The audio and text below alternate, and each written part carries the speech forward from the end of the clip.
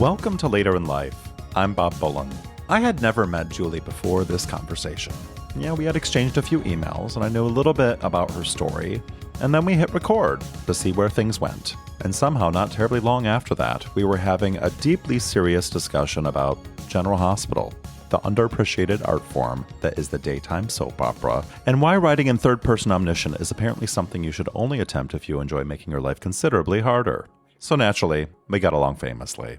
Julie has always loved stories, but it took her a while to give herself permission to actually write one of her own. And strangely enough, part of that inspiration came from seeing a Broadway musical that she left so disappointed she felt compelled to create her own thing. That frustration planted the seed for the Love Lives of Soapstars, the working title for her novel series about the cast and crew of a struggling soap opera in 1986 New York. It's a sprawling, epic, romantic journey that has been Julie's passion project for the past couple of years. And we also talk about Julie's experience living with MS, something she's known intimately since childhood through her mother's experience with the disease, and then her own diagnosis at 23. Now, it's an important part of her story, but it isn't the story. What really struck me was how Julie has learned to listen to herself, give herself some grace, and stop waiting for permission to pursue something that brings her joy. We talk about the vulnerability and the sheer terror of letting other people read your work, why just try may be better advice than Yoda would have you believe, and what can happen when you stop worrying about whether you have the right to call yourself a writer and simply start writing. Oh, and yes, as I've mentioned, we get really nerdy about soap operas, so if that's your thing, you're in for a real treat. Now here's my conversation with Julie Rhodes. Oh, the new tricks. We still got a few kicks. It's never the wrong time to step to the starting line. Sometimes it's later in life. It's so nice to meet you, Julie. It's nice to meet you. This is my first time meeting you, and this is always such a hard question to ask, but Yeah. tell me who you are in a nutshell. How would you describe yourself as someone who is meeting you today? Yeah, it is a big question. I think sort of succinctly, I was born and raised in a small town in rural Virginia and loved it. I'm both sort of a country girl and a city girl because I moved to New York almost 15 years ago. But I studied film and production in college. I was a big fan of movies from way back. But studying movies, what I realized is I wasn't into the production so much as the storytelling. I learned about production, didn't really get into it, fell into administrative work after college because it was right when, the 08, 09 sort of economy turned. Fell into administrative work, which I've just sort of been in ever since. But my real sort of identity and passion is in storytelling. And it's not just writing and movies. I've loved books since before I could read. I love theater. I love television. I was raised on country music. So country music videos, I wanted stories everywhere. I'm getting more and more uninterested in defining myself by my job. And I'm more interested in defining myself by what I'm passionate about. And it's stories. And I'm just a huge, huge lover of stories. I completely love that because I think there was a time where I think maybe you can identify with this. I was the same way. I identified myself by my job title or what my accomplishments were that I could put on LinkedIn or whatever. Right. And none of that matters. You realize that the stuff that really you're passionate about is what drives you. And I love that you mentioned country music as kind of like a thing because my husband loves country music and it took me, we've been together for 25 years and he listened to it and it took me a while to realize these are stories. These are story songs. They can ballads. do in 3 or 4 minutes what authors take hundreds of pages or filmmakers take hours to do. They can do it in a few minutes. And I was, like I said, raised in rural Virginia, so country music was everywhere. I still worship Reba McEntire, and I think it goes back to her videos that told stories. And that Fancy video is like a masterpiece. The Night the Lights Went Out in Georgia, all of them, so great. Garth Brooks too, a great story video. But I lived for stories. I just wanted to be left alone as a kid. I wanted to read. I wanted to watch movies. All I wanted to do was either play pretend or have stories going on. Well, you mentioned you're a Disney adult. I saw this in your Insta. So what stories were you particularly attracted to as a kid? Well, Disney movies were huge. But I also worship Julie Andrews. Sound of Music was my mom's favorite movie. It was the first movie she ever saw in theaters.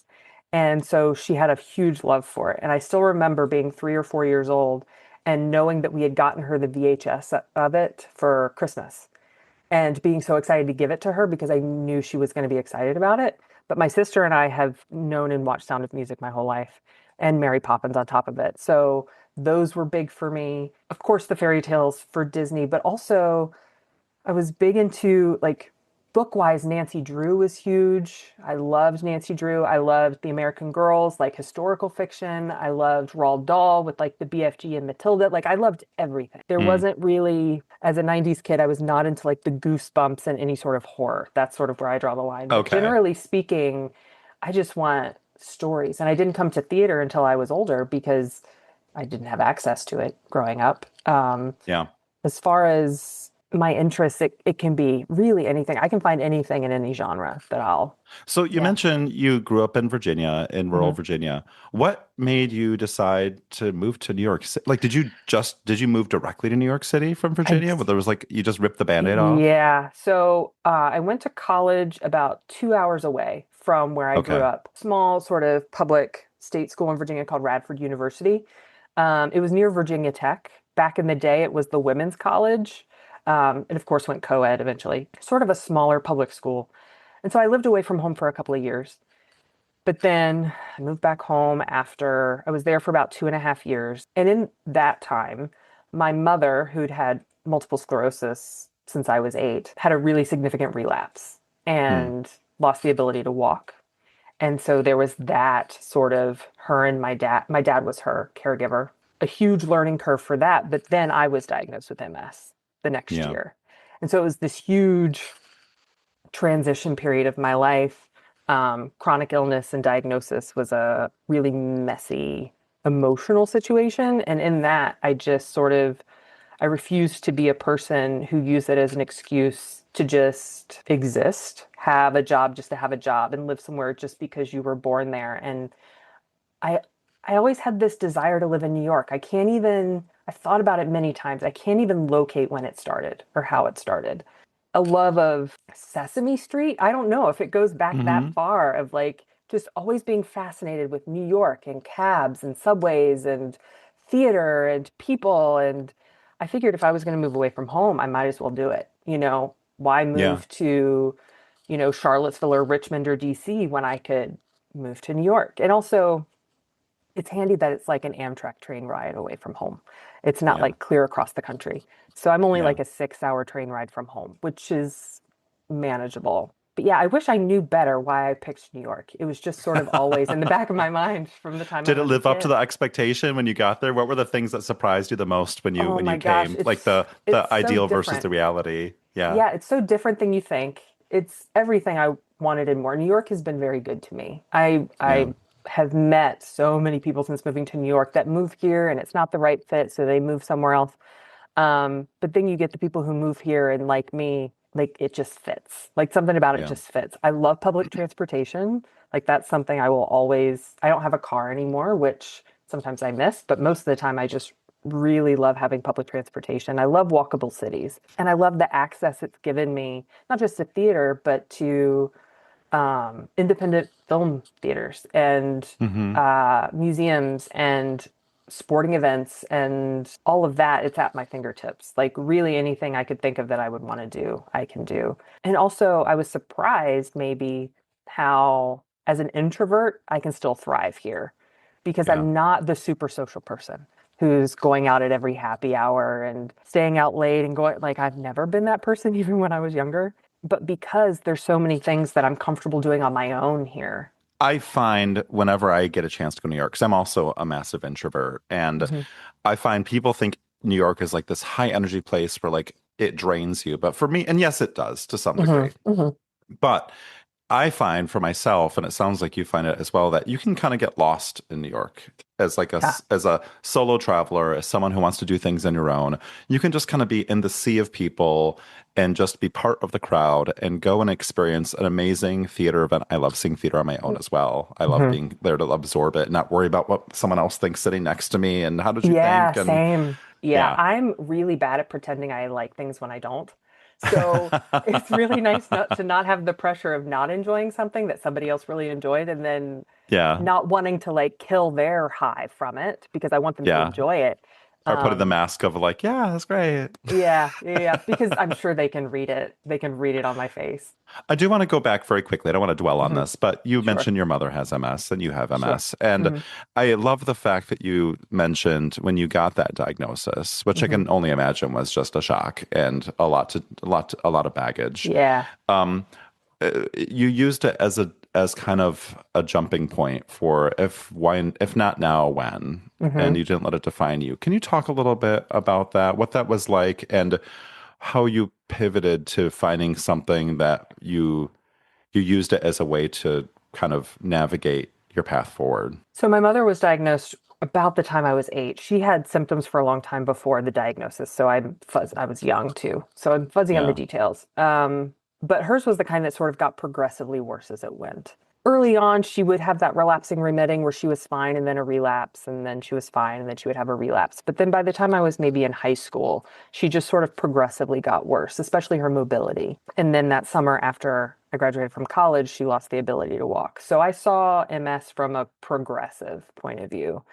Yeah. And when I was diagnosed, what's weird is my sister thinks I'm crazy, but I always thought I would. I'm so much like my mother. I look like her. We have so much in common. There was part of me that wondered from a fairly young age, oh, well, if mom has MS, then maybe I probably will too.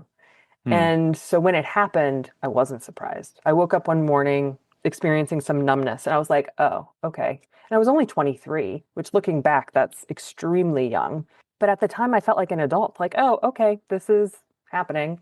And it was a very quick diagnosis period just because since it's what my mom had, it's the first thing they looked for. So I was lucky in that regard that it didn't take, it wasn't an eternal mystery. But yeah, seeing her progression of her disease and also having her support because we were very, very close, being able to talk with her honestly and tell her that I feel the need to get out and move somewhere else. She was always supportive of that.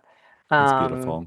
yeah. And if there's any regret, it's, I always wish she could have come to New York because she would have loved to Hmm. seen some of the shows that I saw, some of the concerts that I saw. And so when I saw something really great, she would always be my first call to like share it with her. And she would say sometimes how she would sort of live vicariously through some of my adventures. And I always wish she could have made it up here.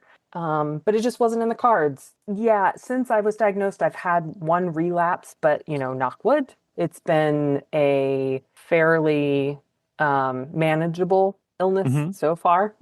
We hope it stays that way. My mom and then she passed away in May of 2020. She was always my biggest cheerleader, is what I've told a lot of people, because she believed I could do no wrong. She thought I and my sister, both of us, loved us to death, thought we were the world's greatest humans.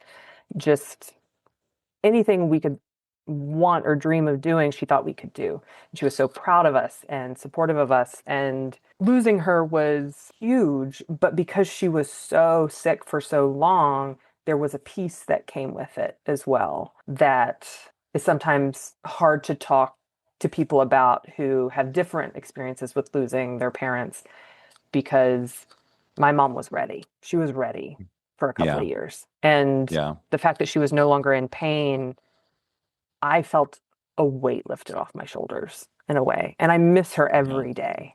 But it's through her support and love while she was here that sort of makes me feel invincible. Like I'm her daughter and like there's nothing you can tell me. And I sort of use that in the past several years of my life to like inspire me to just go for it. Like I'd been dabbling in writing for a while, but I'd never really committed to anything. And it got to the point that was like she was never able to read anything I wrote, really.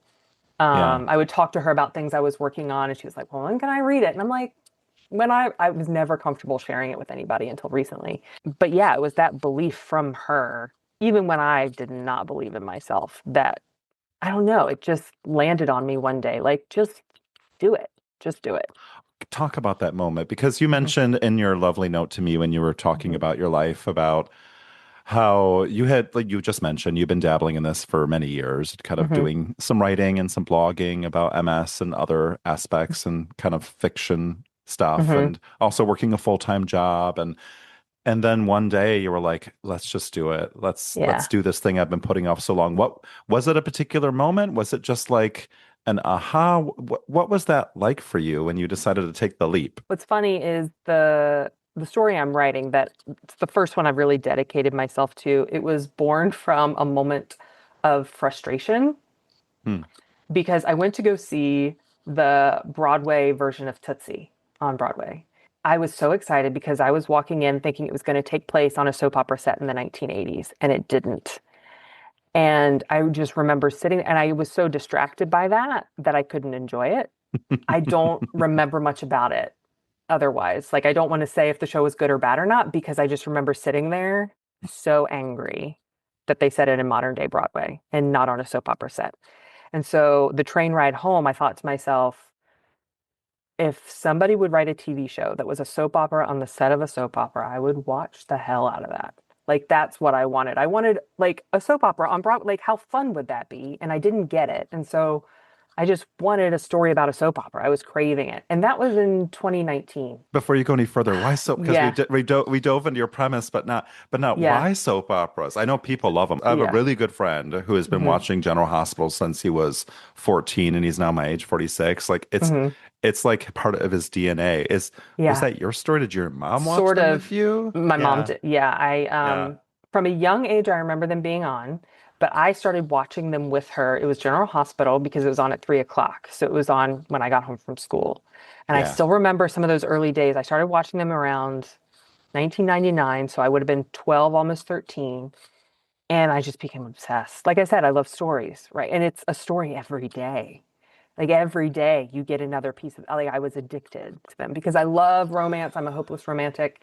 And it was right up my alley. I would record them, on the VCR while I was at school starting the next fall. And Oh gosh. it was just something that I became obsessed with. It was access to new, more stories every day. Like, I didn't have to waiting for another book release or whatever. Like, reliably every day you get another episode. Yeah, watched General Hospital mostly in other soaps I dipped in and out of over the years. But General And then once I Hospital was moved, your constant? yeah, that was my Yeah. constant. And then my mom's was Young and the Restless. And so when I Okay. was living at home for those 2.5 years, there were times I would go home over lunch, like my lunch break, and watch Young and the Restless with her. She watched Young and the Restless every day. Once I moved to New York, I was in and out because depending on the apartment and roommate situation, sometimes we had cable, sometimes we didn't. Streaming Yeah. hadn't fully picked up with soaps yet. 2024, I noticed on Hulu that there was a 60th anniversary of General Hospital special. And I was like, oh, I should just watch that because I haven't watched it in a few years now, but Let's I catch had up. paid Yeah. attention to it off and on over the years online, like what's going on, what actors have come and gone and whatnot. And so once it was on Hulu, I was like, all right, I can watch this. And sure enough, I was sucked back into it. And it was within maybe like a month or so of that when I remembered that idea I had. I was like, okay. And my mom and I always agreed that the greatest job in the world would be to write a soap opera because there's no limits. Like, you can do whatever you want. You Yeah. can kill somebody and bring them back. Like, you can, Yes, an you actor can. wants to leave and you can recast them. Like, you can have a character and rapidly age them. Like, you can do whatever you want on a soap opera. And But you have to write what's, so many of them so quickly. Oh yeah. my gosh. But the key with soaps, though, is you can do whatever you want, but you do Yeah. still have to be faithful to the character. Like, as long as you're, Yes. like, the villain is still doing villainy things and you still can, root for your favorites. Like, generally speaking, as long as you're faithful to the character, you can throw whatever you want at them. I was And like, do you okay. think that I want to delve on that a little bit because I find that Hmm. really fascinating because whenever I dip I'm not a soap opera queen, Hmm. but it seems like when I have watched them, like there's like wild arcs that happen between this person to what I saw Hmm. them at this point to like a couple months Yeah. later, all of a sudden they're like able to like burn things with their eyes or whatever. I don't know what's Uh-huh. happening. But I think is there something about that because it's every day that Yeah. incremental stuff can happen where they can take it, they can nudge it so far that you go Hmm. along with stretching Oh, your absolutely. belief. Like, Yeah. people that you once rooted for, all of a sudden something happens to them and they become a villain. Or people that you once Yeah. rooted for, you can see them slowly taking a turn and maybe becoming more of a good guy. That totally happens. But Yeah. like, Yeah. one of my favorite things, if we're talking about the years that some of these actors have been on soaps, these characters, Yeah. There was a scene on General Hospital maybe like a year and a half ago of two characters in a hospital. Like somebody was injured and somebody walked into their hospital room. And if you didn't know the 30 years of history, you just might see somebody walking into a hospital room. But as soon as he walked in, I started sobbing because I knew their relationship. Yeah. Yeah. I knew that relationship and I knew how much this person was hurt by the injury of the other one. And like they didn't even need to say anything because it's Yeah. 30 years of history between these two and you know how Wow. devastated he is. And Wow. it's one of the greatest strengths of soaps and something Agnes Nixon talked about a lot. Agnes Nixon was the creator of All My Children and One Life to Live. She and then worked on others before she created her own. It was the reason she was able to get away with telling stories that primetime wouldn't touch, is because they were in people's living rooms every day. So she would tell stories of child abuse, of sexual assault, Hmm. and they were received really well by viewers because these were characters they thought they knew. Like Yeah. they were real to them. And sometimes the Yeah. perpetrators were people they knew really well. Yeah. So it wasn't just like a bad guy who came in and did a thing and left. Like these were characters that you saw every day and cared about a lot. And they had And nuance and shading because of the history you yeah, had with them. Yeah. right. You can do things in soaps you can't do in many other methods of storytelling. So I never thought of that. That's so fascinating. Yeah. So when you saw Tootsie, you were like Hmm. pissed off because it was Yeah. like set. I mean, I saw the Chicago Trend. And I was pissed Hmm. off just because I thought it was a bad musical, but it was I don't great remember anything about performances. it. I I don't know. remember much about it. So Other than I you're on the train coming appreciated, home, and you're yeah, like, oh, I'm I sorry. just What did you appreciate about I it? appreciated, I remember the roommate and the girlfriend being really funny. That's Yes, all I really remember. I don't remember the any of the songs or the anything like girlfriend that. had a really funny patter song. I remember Yeah, that. yeah. So there were some good moments I sort of remember vaguely. I wanted a You story were about on a the soap. train, and you're like, I have to write a book about vintage soap operas, Well, it was and more of a craving, like if somebody else could create the TV show so I can watch it. Like that's yes, ultimately what I wanted. But nobody was doing that because, yeah. and I will step on a soapbox, pun intended, for a second and say it gets on my nerves when a lot of references to soaps, they're the butt of a joke. You Yeah. know, oh, so and so's a soap opera actress, so they must not be talented. Or like, oh, Yeah. don't have a big old soap opera about it, like being all melodramatic. Like they're always the butt of the joke or being made fun of. And so I just really, when it got to the point where nobody else was doing it, and I had the idea, well, if I ever had a soap, what characters would I create? And I just started brainstorming from there. And then came the book I started to write. I very quickly realized that if anybody was going to write like a real true homage to the soap opera, I would do it. It has to be someone Like who I'll take deeply that loves the on. genre. Yeah. Yeah. And like don't get me wrong, I'm having fun with it because Of there course. are things like soap operas that are in on the joke. Like the whole John Oliver thing that's going on right now is amazing. I don't know if you know what's going on with John Oliver and soaps right now, Oh but yeah, like, he's because he I saw him guest star in yeah, a soap and he got slapped. But yeah. what's So the impetus for he that? Just on his show one day was talking about how Stephen A. Smith, who's an ESPN pundit, how he has this regular guest role on General Hospital. And he's like, I want a regular guest role on a soap opera. oh, there I you want to be go. on a soap. Why am I not on a soap? So he essentially put on a call to soap operas and was like, hey, if you need somebody to come in for a couple of episodes, I'm free. I would like to be slapped and I would like to have a crazy name and I would like to wear a ridiculous wig. And both General Hospital and Days of Our Lives were like, yeah, come on.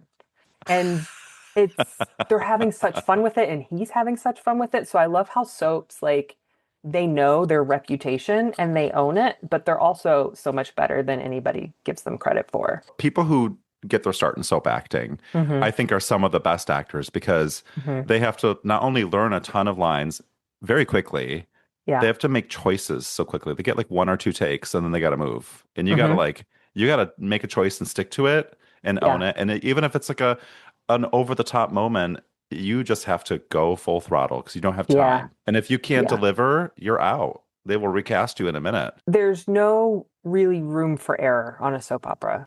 Michael B. Jordan recently was talking about his background on soaps because he was everywhere because of the Oscars and people were asking him about All My Children. And I still remember him on All My Children when he was a Hmm. teenager Hmm. because I dipped in and out of that show several times. And he credits that with being huge in his development as an actor, as do many people who had worked on soaps at one point. Like Bryan Cranston was on a soap at one point, and he's regarded as one of our really fine actors nowadays. So I think the best way you can write about something and poke fun at it and also pay homage to it is to truly love the thing yeah. you're referencing, which clearly you do. What is the Mhm. premise of your book?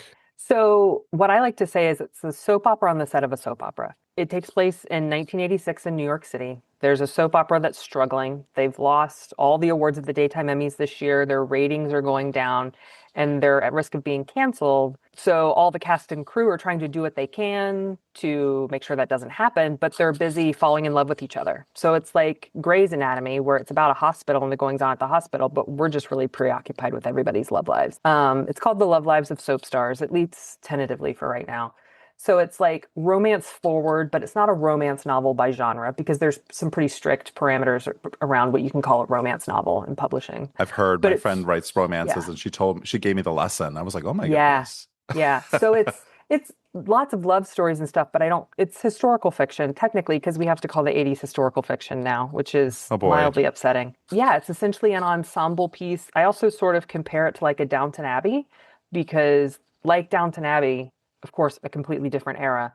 The protagonist of Downton Abbey is Downton Abbey, right? Like it could be Mary maybe, but like essentially it's about the survival of the estate. Like Mm-hmm. they want to make Mm-hmm. sure the estate doesn't isn't dissolved. And that's Mm-hmm. my story. It's a big ensemble and they just want to make sure the show survives. But then everybody has Yes. their own little stories and they're all interconnected, like some best friends, some romances, some, antagonistic relationships. Of course, they have a big rival soap opera. Essentially, what I like to say is everybody's story ties back to the survival of the soap. Because, for Mm-hmm. instance, there's an actor who is privately gay. And so some people know in his life, but he isn't open in the public because it's the 80s, right? So Yeah. he has to be very cautious about what he shares with the public because if they find out, that might have a negative impact on ratings. But he's in his 50s and he's sort of tired of not being true to himself and he's putting Mm-hmm. himself on the back burner. And so he has to sort of make a choice of is he going to live honestly as his full self, or is he still going to keep part of it a secret for the sake of the show? An There's some actress big who themes it sounds like in here. also a lot of disability rep. That's something that's really important to me. So there's a character who has MS. There's Mm.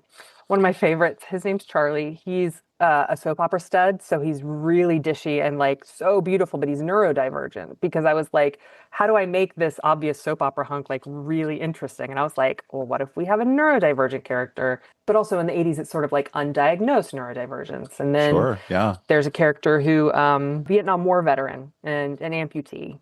Like I'm trying to include disability rep because that's something I'm really passionate about. It's very important to me to center disabled joy. Like the disabilities will Mm-hmm. never be a plot point. It's just sort of something people live with and navigate because I want to show that disabled people get happily ever afters too. There's a big ensemble of characters. So it's taking me a long time to write and I have a full-time job and a part-time job. And so it's, I only get to it in the evenings or on weekends and Well, let's talk about that because I think that's Mhm. such a well, the premise of this podcast is like later in life we oftentimes have like obligations and things we have to do. We have to bring the Mhm. money home, but you also have Yeah. to feed your creative passions. And sometimes doing those two things, you have to find time in the day. How do you Yeah. structure your time to devote intentional time to doing this thing? I wish I had a like answer to that question because I think it was my excuse for a Yeah. really long time not to. When really it was fear, if you want to think like Hmm. I was so terrified of like asking for people's attention and like writing something. Okay, I can write it, but then what do you do with it? And Yeah. ultimately, the goal of writing is to share it with people. And that was way too vulnerable an idea for me. So I was working on this for a year before I even really told anybody about it. Maybe my sister or a couple of friends knew, but generally speaking, I didn't talk about it on social media. I didn't talk about it at work. But now it's like all I can talk about because I'm obsessed with it. But The floodgates have opened. yeah, and like I always used to say, writing feels like a job. And since I have a full-time job and a part-time job, I didn't want a third job for the longest time. So I just sort of used that internally as justification of why I wasn't pursuing my passion project. And it Yeah. just got to the point where I couldn't stand it anymore. It was this story that almost arrived fully formed in my brain. All these characters just popped out, and it was like a compulsion to get them all out. And it was obsessive for a while. But as far as structuring my day and dedicating time to it, yeah, I wish I had like a definite schedule. Like those people who wake up and get writing done before work. I am a night owl. I'm most productive between like 9 p.m. and midnight. I just find time when I can, and perhaps against a lot of writing advice that tells you to write every day, I've learned to give myself a lot of grace. For me, and every writer's different, I don't believe my output is at its best if I'm exhausted. And I have a chronic illness and I have a full-time job. And Hmm. if I'm forcing myself to sit down and write, I don't know if it's actually going to be worth it. Like, is what I'm either putting out there or what I'm editing, is that a productive use of my time? So I don't have a schedule. I don't say, between 9 and midnight every day, I'm going to work on it. Some days I work on it obsessively. Some days I only get a couple paragraphs done. And I think part of it is listening to my own body and like what I'm capable of any given day. Brain fog and all of that are very real with MS. Like if my body is physically tired from working that day, I really just don't have much to give my story. And so Yeah. sometimes I try to do other things related to it. Like watching Soap Dish, the movie, or like I've been watching like 80s comedies recently. Like I rewatched Tootsie, I watched Working Girl, I watched Broadcast News, like these sort of like 80s movies that sort of have the vibe just to kind of keep my brain in that space. Or Yeah. like I've bought so many like soap opera memoirs and soap opera books. So I like sort of read those for research, or I like go on YouTube and I find Agnes Nixon interviews or like behind the scenes at soap operas just so I like try to keep myself in it without actively writing every day for me. I love that of like just being honest with yourself around what you're capable of, but finding Mhm. ways to still keep your brain in the moment with what you're capable of Mhm. doing. I think that's such a great response to because people like the artist's way and all this stuff, and Yeah. you have to like you have to you have to basically drill yourself into getting the thing done. And Ah, I I'm also the can't. same. I'm also the same way. I started, writing. I started dabbling in playwriting, and Hmm. I felt like I had to do something every day, or I felt like Yeah. a failure. And when I didn't, I felt like a failure. And then I was like, and then I have to pick myself back up. And it took me a Hmm. while as well to like give myself that grace to be like, follow your own path. Don't Right. listen to what other people say. You mentioned about how you had a fear of kind of turning your work over to someone else to see Yeah. what this thing you were working on private was like. What Yeah. was the tipping point where you decided to do it, and who did you share it with? I really had to talk myself up to do it. Like Yeah. telling people I was going to give it to them before I did. So I kind of had to fulfill my promise. Yeah. So I joined a online writing group last summer. So I'd probably been in it for about a year, but it was last fall, sometime in September, where I started joining what they called their open mics, where it was on Zoom and you could read a chapter aloud and get feedback on it. So that was Hmm. technically the first time I shared it with somebody, and they were all strangers. And so I was like, Julie, if it doesn't go well, you don't have to come back next week. I made it very low stakes. Yeah. And I got helpful feedback and I got a lot of encouragement. I've heard some horror stories about writing groups and how people can be really snobby about writing or really like militant about writing. And that's not the vibes with it at all. We're all each other's cheerleaders, but we also, provide a lot of good feedback. So that was a really good stepping stone for me. I gave it to a group of people, five of my friends last September to read the whole thing. And one of them was my sister. My sister and I are very close. A couple of friends from back home. And these are all friends who are readers. Like they aren't writers, but they're big readers. And they're all readers who they have a similar taste in books as I do. They enjoy romance, but they also enjoy the books they read in English class. Some of them majored in English, or like one of them was my friend from here in the city who's a big theater person like I am. And whenever she's also a big reader, but whenever we would talk about shows we had seen, whether we agreed or not, we always had a great, healthy discussion about it. So I knew I enjoyed hearing her perspective on things. And so I had five friends I gave it to that I trusted could be honest with me, but also kind with me at the same time. And luckily, my instincts were right on that. And they were all very, very kind to me and gentle with me during that process. But I also got great advice from them on it got to the point where I was like, I can't read this anymore. I've read this thing like 4, 5, 6, 7, 8, I don't know how many times. I was like, I can't look at it anymore. I can't see the problems with it, even though I knew there were problems with it. And they were Yeah. able to see some of those problems and point them out. But also, while that was happening, while they were reading it, one big thing that happened was in one of those writing open mics, I sort of had a moment where I was really frustrated because I was trying to write it in third person omniscient, which for people who don't know much about like writing, there's different point of views you can write from, like first person, third person limited, or third person omniscient. And Hmm. I like third person omniscient stories. It's where I've always been drawn. Some of my favorite books are written that way, but it's really hard to do. And it's not done as often It's where the anymore. narrator knows more than the character does, which is Yeah. a So fascinating point of view to have. yeah, Yeah. I love stories like that. It's a Yeah. lot of old authors wrote that way, like Austen, Yeah. Tolstoy, Dickens, all of that. And now the new Um, ones seem to be first person, it a seems, lot right? of novels Yeah, nowadays are first person or what they called third person close or third person limited. I Um, see. but there are still some authors who write in a third person omniscient point of view. One of my favorites is Frederick Bachman, who wrote A Man Called Uva or Beartown or My Friends Hmm. came out last year. Hmm. He's one of my favorites. Crazy Rich Asians was written in a third person omniscient point of view. Like there are still authors out there doing it. And so I'm trying to Yeah. read a lot of them to get my brain in it. Yeah. But I was having a moment where I was just so frustrated with how hard it was. And so I was thinking about just doing third person limited. I was like, maybe I just need to pick one or two main characters, center it on them, do a more limited point of view. And one of the girls in the group, she goes, or you could just learn how to write third person omniscient, sort of calling me out, but in a friendly way, like pushing me to do the Yeah. rewrite. And I needed Yeah. that. When she said it, I was like, I just needed somebody to say that out loud because I was thinking that. But then there was Yeah. part of me that was like, who am I to think that I can learn how to do that? I'm a beginner writer. They say you can only do that if you're an advanced writer. So everybody online tells you not to do it because it's too hard. And so I had sort of talked myself out of it. And in that open mic, I was talking myself out of it. I was like, it's too hard. They say not to. And she was like, or you could just do it. I was like, yeah, I could. I could just do it.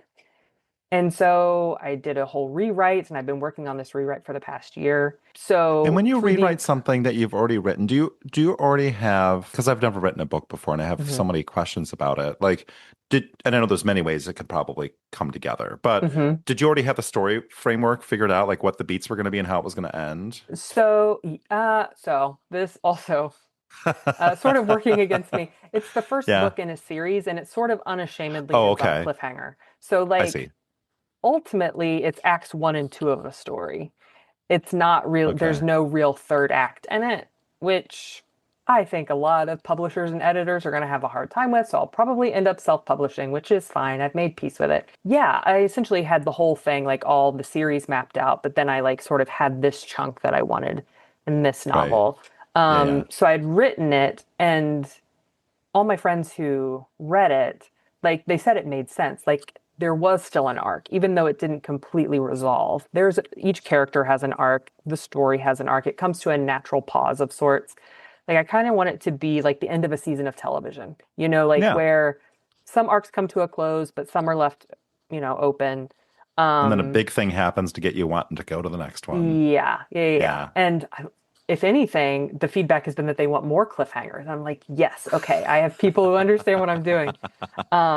I needed to rewrite it from a narrative voice point of view. So it wasn't Yeah. necessarily, there were some arcs I had to fix based on some of the feedback, which I did sort of while I was doing that. But I essentially had it on one side of my monitor and then a blank document on the other. And I kept a lot of dialogue and I kept the story mostly the same, but I essentially like one of the biggest pieces of advice I got with third person omniscient was you're looking at the story. You aren't looking through somebody's eyes.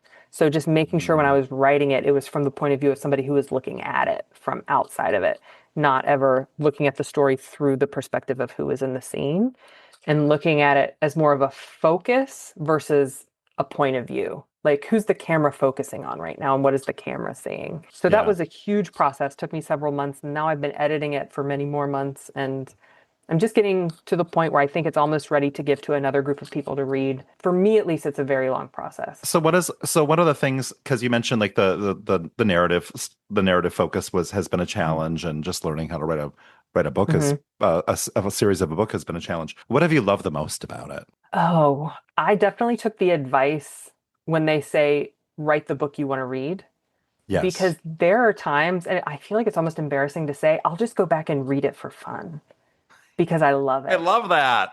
Like, I'm so obsessed with some of these characters because this is the book I've wanted forever because I love the great big epics, but I also love a romance. I love them both. And I was like, why can't I have a great big epic that's a romance? That's a bit more Hmm. commercial.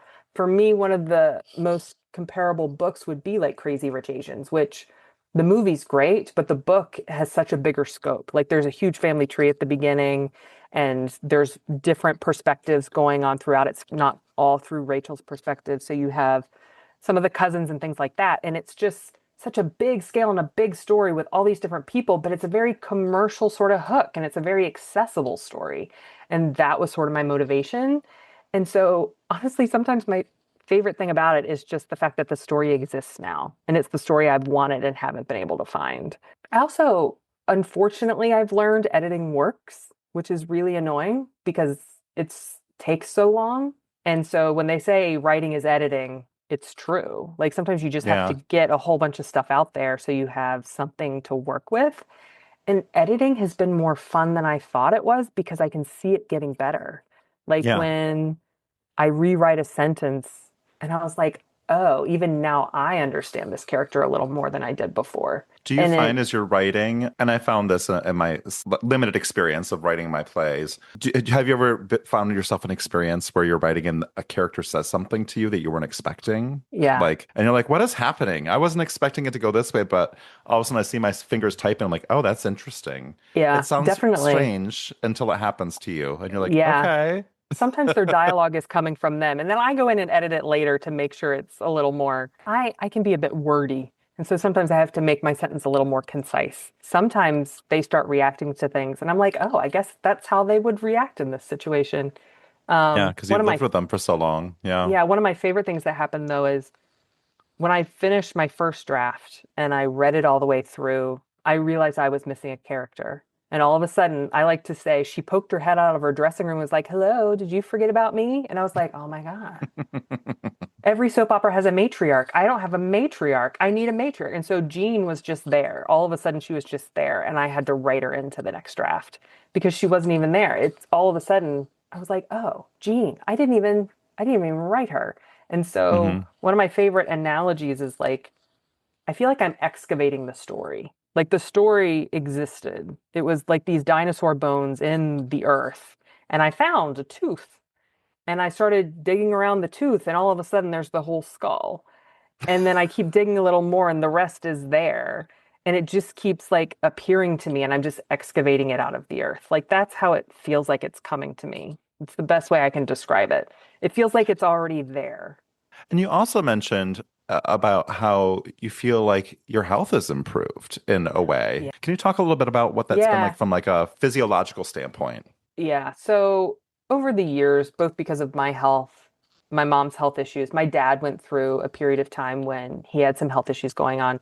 I tried a couple different medications, or no, just the one. They suggested another, but I just decided to go off of any. I've seen a couple different therapists over the years, just because I've always felt something was a bit off mental health wise. I've often wondered if I maybe have some undiagnosed neurodivergence, but honestly, it's gotten to the point where over the years where I don't really care. I am who I am, and I kind of like myself the way I am. So Perfect. whatever I Yeah, am, I don't need a label for it. right. But I think fighting my creative impulses for so long and then finally giving into it, writing this story is the best thing I've done for my mental health. It's better than any pill, better than any therapist. It's given me this sort of sense of purpose, which sounds lofty. Like I know my story isn't out here to change the world, but like it's given this sort of meaning. Like I think there's something to be said for creating something that didn't exist before. You Yeah. know, whether it's, somebody making a chair out of wood or somebody baking a loaf of bread. I think there's something to be said for creating something instead of consuming something, because I've spent my life consuming stories, right? Like reading all the books I can get my hands on, watching all of the theater, but I haven't been making it. And so creating it, it's like this sense of like I've done something with my day. And the doctor I see for my physical, I've seen for many years now. I was just talking to her, filling her in on, different things that were going on. And she just stopped me and she said, "Okay, you just seem lighter. Is something going on?" And I was like, "What do you mean?" And she goes, "You just seem happier." And I was like, "Oh, well, I don't know if I've told you, but for the past 2.5 years," and I gave her the rundown on what I'd been working on. And she goes, "Yeah, I can tell. Like, this is good for you." And I was like, "Yeah, I think fighting my impulses to create for what I don't know what my brain was doing. I wish I had a better answer for why I sort of stifled this side of myself. I think a lot of it has to do with I've always been, stage fright. I don't like attention. I don't like being looked at. I don't like anybody like noticing me. I'm even uneasy with compliments. You know, I I just don't need attention. It makes me uncomfortable. And so I felt like if I was writing, I was asking for people's attention. I was like, what Yeah. right do I have to ask somebody to read something that I've written? But then I heard I've taken one creative writing class in my life. But somebody, I forget if I read it in one of the books that we read in that class or if the instructor said it, but they said, have you ever reframed it to think that you could be depriving the world of something by not sharing your story? And that was sort of an aha moment for me. Like, Yeah.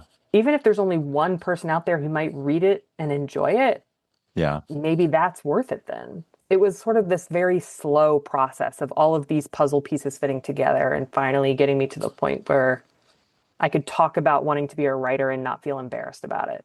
I think a lot It's, of people have that when they're going through a creative discovery and they maybe didn't grow up in a family that was creative or wasn't seen as something that was like a viable thing for them for whatever that hmm might be. My story is very similar. Like hmm I like never thought I don't want anyone to ever hear me sing, hmm but I love doing hmm it.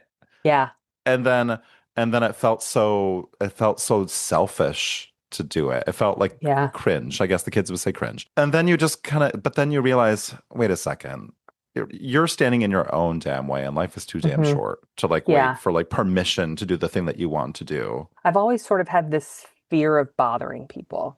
Like I Yeah. don't like to ask people for favors or for help, and I'm slowly getting over that as I'm getting older because I realize I like to help other people. So if I'm Yeah. not asking people to help me, they might actually enjoy it or feel value in it. I was watching the Amy Poehler podcast with Cola Scola, Mm-hmm. um, and I forget if she said it or if they said it, but something about they would rather be annoying than boring. And I was like, Yes. oh my God. I need to get over this fear of being annoying because if those are my two choices, which of course there's many choices of how people can see you, but if I want to choose between those two things, I would rather be annoying than boring. And it And look was at a Cole, huge who's thing. like, Yeah. who went from like being, and Cole has even spoken about Yeah. how they felt like, did they have the right to be on Yes. I Broadway? find so many of their interviews and conversations so inspiring because Yeah. who would have asked for a story about Mary Todd Lincoln who was an alcoholic wannabe cabaret singer. Nobody Right. wanted that. Nobody would have put that on a list of like, could somebody write this for me? But they wrote it because it's the idea that they had and they would find it funny. And it's this huge success. I've seen it and it's hilarious. And it Hmm. shouldn't work, but it does just because somebody followed their own creative instincts. Yeah. And yeah, I find Cole's And they had story. someone who believed in them to Yeah. help them bring it to fruition. Yeah. Which it sounds like you have a lot of people who believe in you and your writing team and the Yeah. people that you've surrounded with to kind of be your My writing confidants. group is really lovely. Like, we're Yeah. such great supports to one another. And I shared a chapter in our open mic last night, and they'll note a couple of clunky sentences or like that might be a plot hole or whatever. Like, they'll point out the things I need to look at. We're Yeah. not afraid of doing that, but like they'll also highlight the sentence and say, "This is such a great line." Or they'll highlight it and put like a sobbing face next to it because it's heartbreaking the way I want it to be. Hmm. Like Hmm. they're really great at doing both. And in order to make progress on it, you need both because you need the Yeah. encouragement to keep going, but you also, you need the critiques to make it Yeah. the best version it can be. So, Julie, when do you think this will be done? Oh, Done. goodness. That's sort of the That's always terrifying the question. hardest part, right? Yeah. So I'm currently like polishing it a little so it's good enough for some of my friends to read.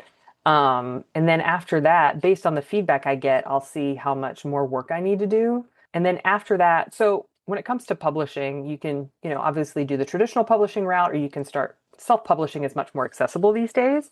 Yeah. Um, and I still haven't chosen, like a lot of people are sold on which path is right for them. But the way I explained it to somebody is like, I want to create my story to be the best it can possibly be and then find the right path based on that. Yeah. Not make my story fit into a traditional model or make my story fit into a self publishing model. I want it to be whatever it is and Yeah. then figure out which path is right for me because there's pros and cons to both. But I'm hoping, with traditional publishing, you have to query agents who would then represent you and submit you to publishers. It's a whole ordeal. It's very unappealing, but I also generally don't put myself in a position to be rejected. So I think it would be very helpful for me to get dozens and dozens, if not 100 rejections from agents. So I've told myself to at least try though, because I think the old Yeah. Julie would have just been like, well, I'll self-publish. Like, I don't need attention. I don't need anybody. Like, Yeah. of course, an agent wouldn't want to read it. You know what? I'm going to put it out there to be rejected. And it's a big step for me, but I'm hoping to take that step by the end of the year. And then, of course, if it gets picked up for traditional publishing, it can take a couple of years for it to come out. If I do self-publishing, who knows? Though I am interested in possibly the idea of self-publishing as like a serial online and sort of like Mm. releasing a chapter a day like a soap opera would do. So that path has me That's a interested. fun idea. Yeah. And do it So like on a Substack or something. yeah, Yeah. I haven't really looked into all the platforms I could use yet, but I know that there's so many different ways that people can put their art out there nowadays. Like there's YouTube for musicians, or there's so many different ways that people can put their art out there now. And I just need to figure out which one's the right one for me. I'm really looking forward to the next chapter of Oh, this for thanks. you. Yeah. If someone were to come to you, they wanted to try a new endeavor and they thought, I don't hmm know, maybe it's too late for me. What would you say hmm to them? No, it's not. Like that sounds overly simplistic, but like probably inherited this from my mom, but like I'll be your cheerleader. Like if you want to do something, I'm also the person you don't want to take shopping with you because I'll just tell you to buy it.